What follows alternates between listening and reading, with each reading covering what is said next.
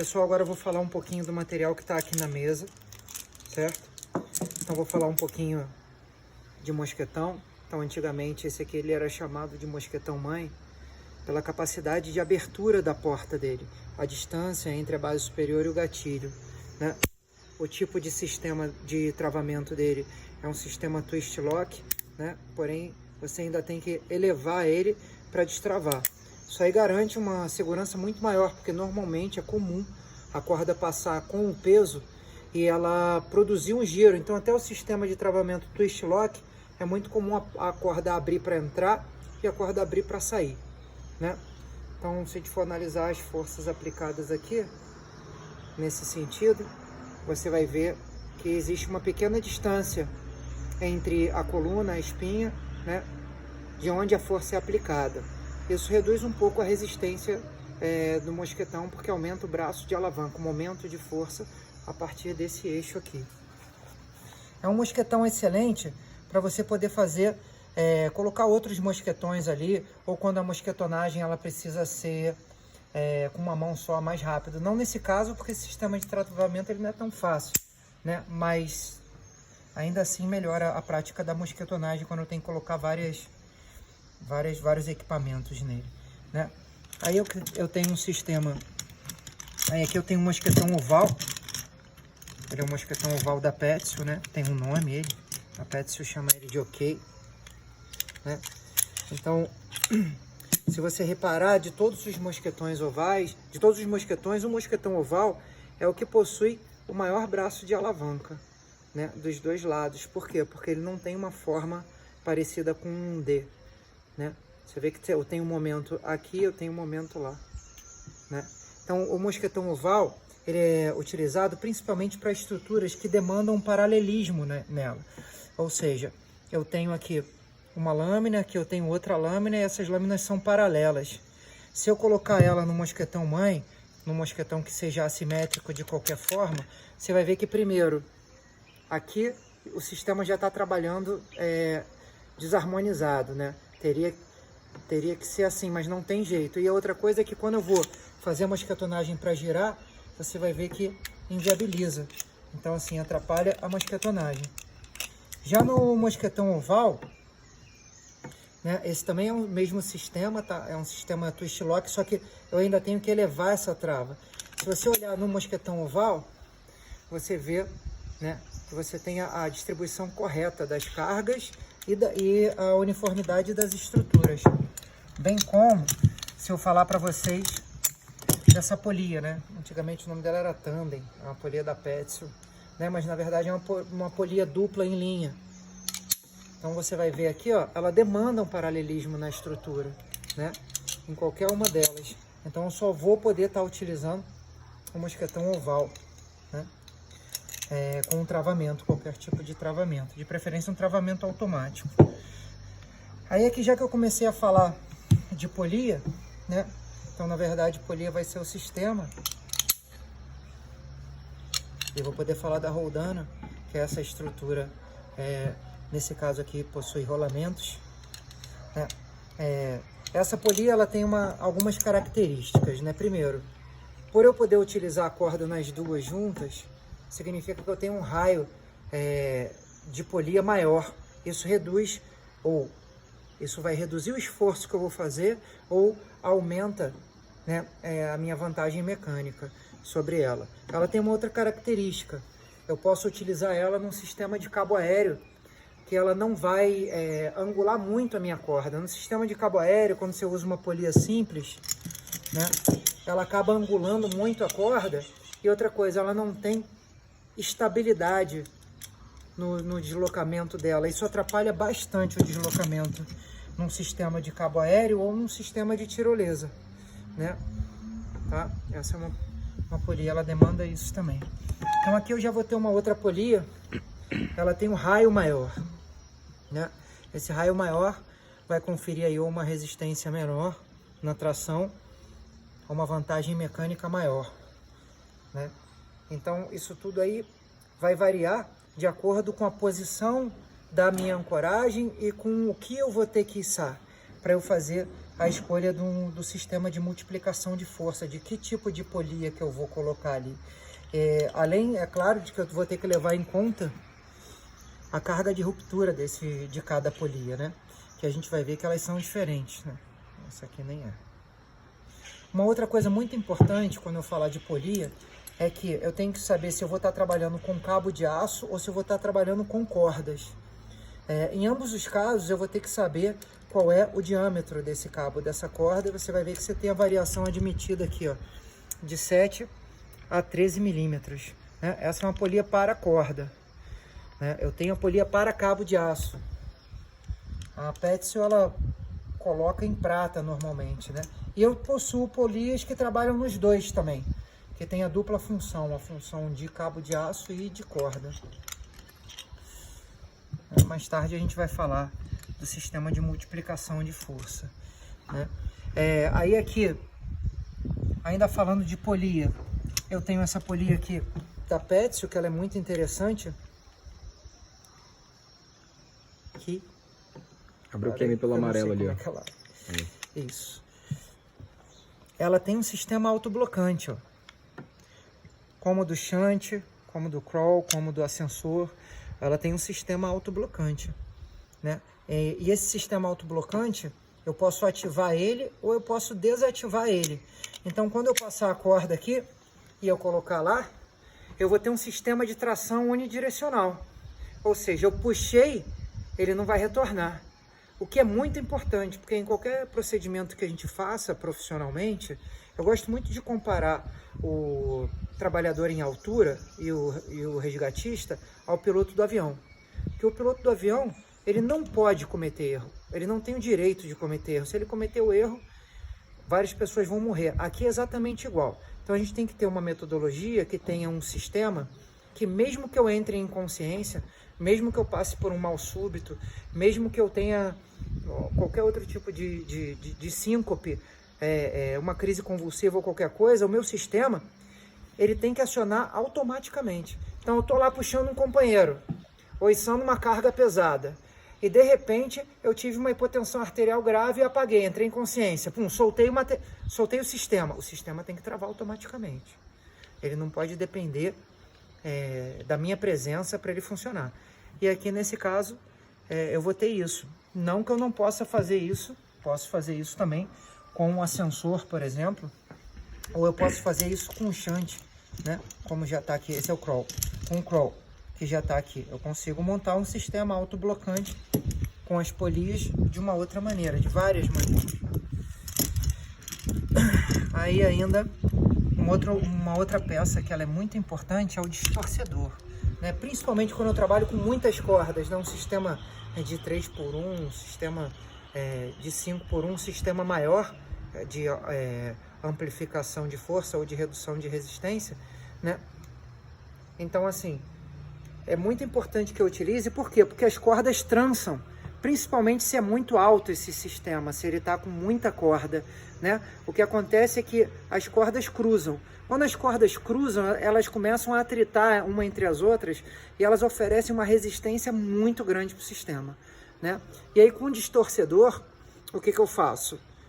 Eu reorganizo todas essas cordas. Lembrando que é muito importante que eu tenha um sistema que evite que esse giro seja eterno, né? Então, eu posso pegar, por exemplo, um cordelete com Prusik, né? E colocar ele aqui. Eu posso colocar uma fita, eu posso colocar uma costura maior, enfim, de forma assim que permita assim que eu tenha um giro para organizar essas cordas, mas que isso não gire eternamente para evitar qualquer tipo de acidente. Retornando aqui para os mosquetões, aqui eu tenho um mosquetão em D assimétrico, então ele tem o formato do D. Você vê que a base inferior dele ela é menor do que a base superior. Então, qual é a principal característica dele?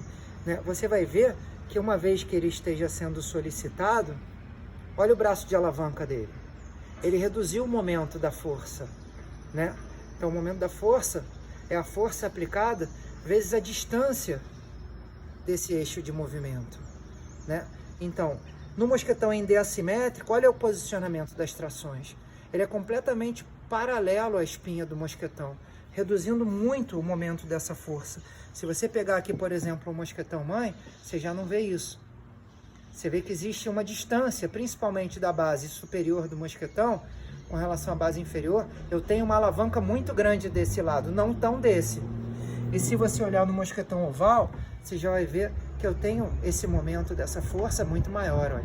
Eu tenho uma alavanca grande nessas duas partes. Então o mosquetão em D assimétrico, ele confere uma resistência muito maior ao material, né? É um sistema de travamento automático, do tipo twist lock, tá? Que é um sistema bastante interessante, porém é comum a corda abrir para entrar e abrir para sair, esse tipo de sistema. É um excelente mosquetão para a gente usar em equipamentos que vão demandar, vão ser solicitados por uma carga muito grande, por exemplo, equipamento de descida, equipamento de segurança, né? ou equipamento de descida e segurança em funções de segurança, em funções de descida, né? Você descer uma pessoa ou uma carga que vai adquirir uma certa velocidade e aí a gente vai amplificar a resultante dessas forças. Aí aqui a gente tem uma placa multiplicadora de ancoragem, né? Que ela é muito interessante. Antigamente era muito comum as pessoas utilizarem só um mosquetão mãe e sair clipando 5, 6 ancoragens de pessoas no mesmo ponto de ancoragem.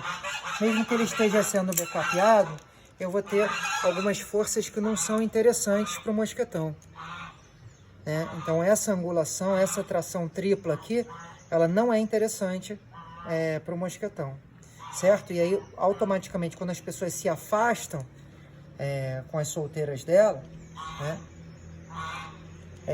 Isso aí vai acabar acontecendo. Essa tração não é uma tração interessante, bem como esse tipo de tração, né, perpendicular ali à espinha, né, ou próximo disso, ele não é um tipo de tração interessante. Ainda existe ainda um outro tipo de tração que é muito fácil de condenar o mosquetão, que é quando eu alavanco ele dessa maneira. E isso é muito comum. Então eu tenho aqui o meu ponto de ancoragem e eu tenho uma quina. Isso é muito comum. Então, no momento em que eu traciono o mosquetão aqui, eu crio um sistema de forças que eu faço com que esse mosquetão aqui ele parta, ele quebre, se tomar uma ação dinâmica aí um pouquinho maior, né? Então, a placa multiplicadora de ancoragem, ela permite, primeiro, que eu organize as minhas polias num sistema de içamento, que já não aconteceria aqui, e as cordas elas estariam se tocando e gerando um atrito maior. Então ela me ajuda a organizar as minhas polias, ela organiza a minha ancoragem individual. E um item que é fundamental na parte de trabalho em altura, que é a visualização clara do material e organizada.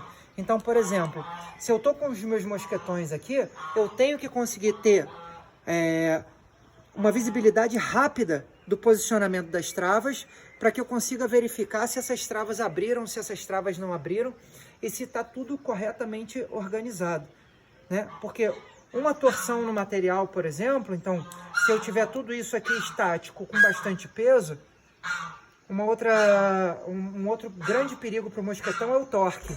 Então o mosquetão ele não pode entrar em torque. Eu não posso ter torque de metal com metal nunca, nunca. Se esse mosquetão ele vai entrar em torque de alguma maneira, aí eu preciso eliminar esse torque com distorcedor também. Mas eu não posso ter um equipamento metálico alavancando contra outro equipamento metálico. O que elimina o torque também são as fitas. Eu poderia usar, né, uma costura, uma fita plana expressa, uma fita tubular expressa, né, ou uma daisy chain. Todo esse tipo de material ele vai eliminar o torque. Essa é a placa multiplicadora. Tem vários tamanhos dela. Vamos ver o que faltou aqui. A daisy chain. Então vamos falar um pouco das fitas, né? Então essa aqui, ela é uma fita tubular. Característica da fita tubular, se você olhar, é a forma como ela é constituída.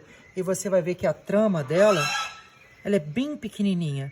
A trama é quando as linhas se cruzam, né? Então você vai ver que a trama dela é bem pequenininha. Então quanto maior a trama, mais forte é o meu sistema de estrado, né? O próprio sistema de estrado da cama que a gente tem, ele é assim, né? É um entrelaçamento, porque eu consigo fazer com que a pressão, que é a força sobre a área, né? Eu distribuo essa pressão por área de tecido e ela se espalha, né? Então eu faço com que a pressão aqui por linha, por tecido, seja muito pequena. Então ele é um tecido que é muito indicado para abrasão. Então eu posso laçar uma estrutura que ela tenha características abrasivas, que a resistência dessa fita com relação à abrasão é muito grande, né? Ela é uma fita tubular chamada de expressa, porque existe uma costura de fábrica, né?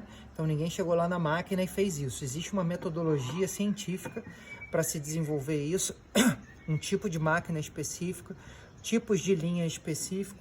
Normalmente usa-se Spectra, normalmente usa-se Kevlar, normalmente usa-se os mesmos tecidos, né, que são utilizados para colete à prova de bala, né? Aqui eu tenho, e aí eu vou ter também ela, né, na verdade, de vários tamanhos, esqueci de falar outras utilizações dela. Então eu posso usar ela, por exemplo, se eu virar ela aqui e eu colocar dessa forma nas minhas costas, eu posso desenvolver, por exemplo, já um bouldré torácico. Então pessoas obesas, elas têm o centro de gravidade dela deslocado. Então se eu colocar um bouldré pélvico numa pessoa obesa e colocar ela pendurada, ela vai emborcar. Ela vai ficar em posição invertida. Em posição invertida ela vai ter problema. Posso usar ela para carregar material. Posso usar ela para fazer minha ancoragem individual, como uma fita solteira. Posso fazer ela para fazer a ancoragem coletiva, a ancoragem de um sistema. Se eu tiver elas maiores, ou duas dessas aqui, eu consigo unir as duas e fazer uma alça de transporte para mochilar um companheiro que esteja machucado. Então caiu no chão, eu consigo fazer uma alça de transporte para levar o companheiro como uma mochila nas costas, né? Posso usar ela como um estribo no ascensor também para subir, certo? Consigo fazer um bouldré tático. Se ela for um pouquinho maior, eu consigo fazer um bouldré improvisado com ela também, né? Muito resistente, muito boa para isso tudo. Daisy Chain. A Daisy Chain, ela é uma fita tubular também.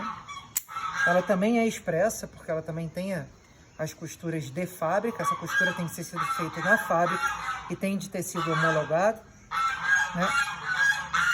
E aí ela permite que eu varie a posição da minha ancoragem.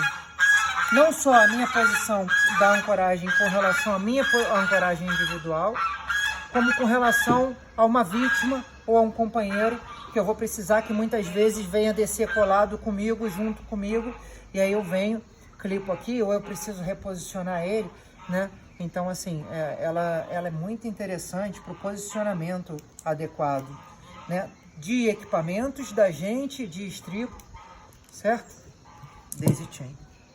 É muito importante a gente falar, quando a gente fala de equipamento de segurança, de tipos de homologação. Então você vai poder ver aqui, ó, que aqui eu tenho o CE, né? Eu vou ter o EN, então o CE é o Comitê Europeu de Normatização. O EN é uma outra instituição de normatização europeia. O IAA é a União Internacional das Associações de Alpinistas, né? E aí você vai ter aqui no Brasil também, você vai ter o CA e você vai ter o Inmetro, né? O grande diferencial do CE é que o CE ele testa o produto individualmente. Então cada equipamento desse aqui ele já foi testado individualmente. Cada equipamento desse ele possui um número de carga de solicitações, solicitações máximas. Então, por exemplo, eu estou especulando, mas uma polia dessa aqui, ela aguentaria 200 trações ou 300 trações dentro da carga máxima dela, né? Isso aí não condenaria ela.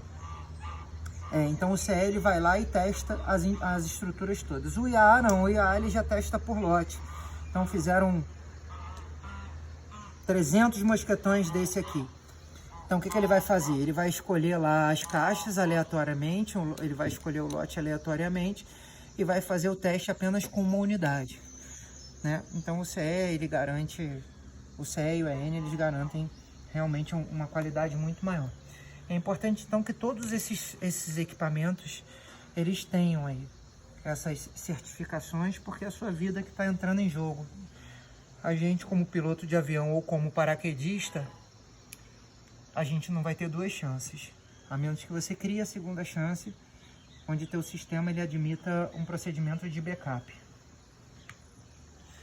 E aí aqui eu vou ter essa fita que também ela é uma fita, na verdade ela é uma fita tubular, é uma fita de absorção de impacto, né? Então ela é toda costurada, ela tem umas costuras dessas também, né? Olha lá, ela tem umas costuras, né? Aqui é um selo de garantia de que o material não foi solicitado, né? E aí o que é que acontece? Eu clipo isso aqui no meu baudrier. Aqui eu tenho um sistema autoblocante, né? O nome dele é ASAP.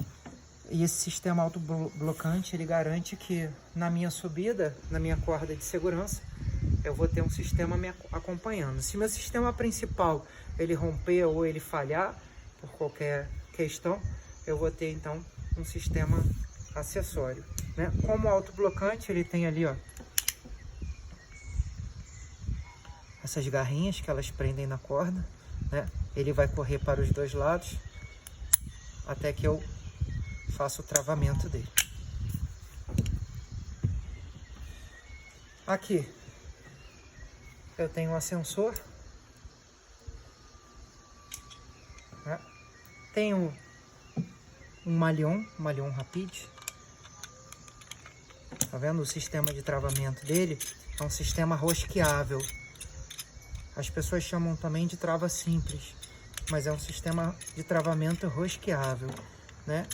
Que eu posso com uma chave apertar para que isso aqui não saia mais daqui, garantindo que ninguém vai mexer e tirar dali. Então aqui eu tenho o punho, eu tenho a base inferior, eu tenho a base superior, tenho o punho da trava.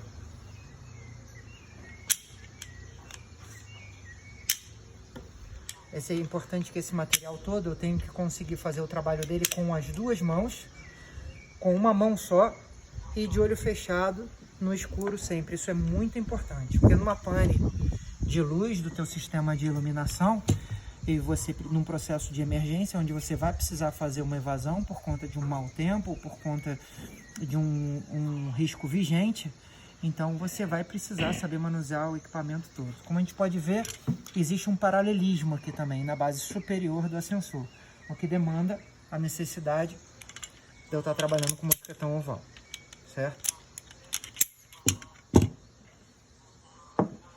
Aqui eu tenho o ID, ele foi apresentado ontem, né? Então a corda ela vai passar aqui, ele é para iniciantes também, né?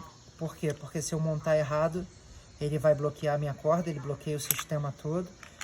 Eu tenho um sistema antipânico nele, que se eu puxar demais, ele trava. Como você pode ver, eu tenho um ajuste para descida, um ajuste para segurança. Então, to belay em inglês é dar segurança. Tem uma trava aqui para eu poder trabalhar tranquilamente sem me importar com a segurança. Esse equipamento aqui, ele é utilizado quando eu tenho um baudrier que não garanta o conforto para mim lá em cima. Então ele funciona como uma espécie de banquete, como uma espécie de cadeira, né?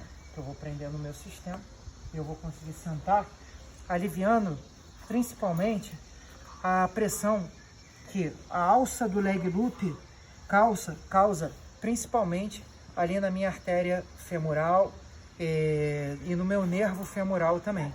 Isso aí pode gerar com uma sensação de parestesia, né? Então uma compressão nervosa ou uma redução de fluxo sanguíneo que vai comprometer com o tempo sistemicamente a minha saúde. É isso.